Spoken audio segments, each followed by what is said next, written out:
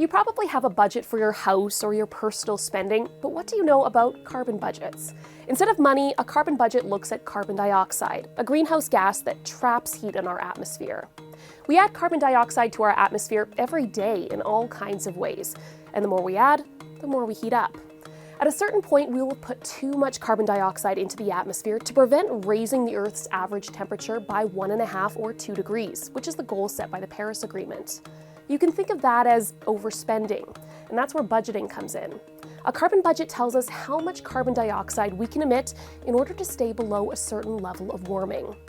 Carbon budgets come with a degree of uncertainty, factoring in the likelihood we hit targets, and even breaking down how much carbon dioxide each country can produce. So while it's a pretty straightforward concept, carbon budgeting can get complicated very quickly. Think of it like a pie. It's all the remaining carbon dioxide allowed for the planet, and Canada is responsible for about 2% of the world's emissions. So should we also get 2% of the remaining carbon? That would come at an expense of developing countries, which typically produce far less carbon.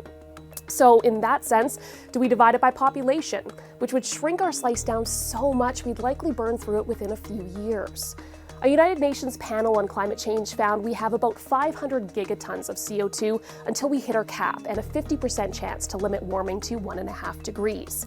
And that's the number all countries will have to work towards, whether they have a carbon budget or not. Canada, for instance, doesn't have one. Instead, we use emission targets that include certain reductions in different time frames in order to reach net zero by 2050. But some scientists are pushing for that to change. Head to our website for more.